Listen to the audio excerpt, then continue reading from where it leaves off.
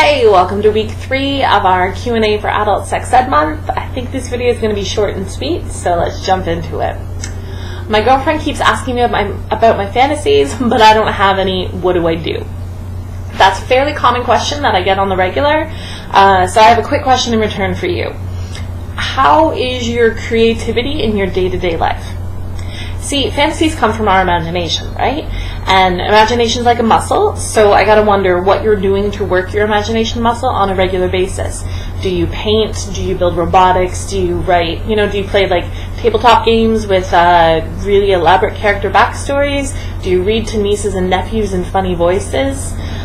Do you daydream, even on a regular basis? Like, what do you do to express creativity in your life? If you're finding that you're not expressing creativity, I have a few different things you can try. Number one, if you're watching a lot of porn with your, for fun or for masturbatory pleasure or with your partner, switch it up so you're not getting visual stimulation and try some erotica.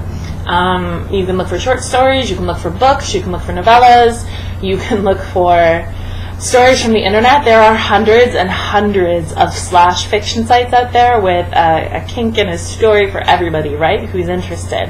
That way you still get the fun titillation of porn, but you have to put a little extra thought into what the characters might look like, what the voices might look like, what the setting looks like, and you start to exercise your erotic imagination and your imagination in general, really.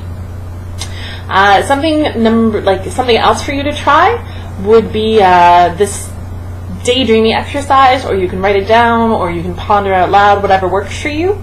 But imagine you're going on an adventure, right? What's the purpose of your adventure? Are you going on a mission? Are you a secret spy who's out to steal government secrets? Are you a treasure hunter? Are you exploring a new land? Are you robbing a bank? What's the mission going on in your story? What city do you start in? What room do you start your adventure in? Who's with you, and what are they bringing to the table?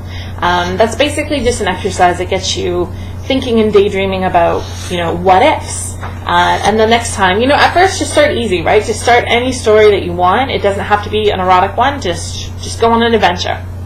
Next time you do it, make it a sexy adventure and see what comes up. If you want some more resources on this, I totally recommend checking out the book Ecstasy is Necessary by Barbara Carrellis. She is a really fantastic author, and that book is a great way of looking at ecstasy of daily life.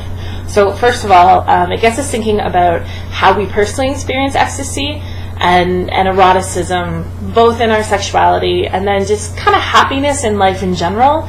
Orgasm is definitely one form of ecstasy, but sometimes people find it dancing, or other times people find it in a really good laugh or a really good cry, or sometimes people find it surveying the Grand Canyon, or there are hundreds of ways people can experience ecstasy, and this book really gets you thinking about that. And then number 2, there are some good exercises for your erotic imagination, and that's what Barbara Carrellis calls it, your erotic imagination, which is great. It's a good way of thinking about things, right? You've got your regular daily imagination, and then you've got your erotic imagination where things just get a little more sexy. And then I guess the other side to this question is, if you're creative and you're already imaginative and you've got all this and you really just don't have any fantasies, that's okay too. Not everyone has fantasies, right? Your partner might be using this as an opportunity to signal that she has some fantasies that she wants to talk about.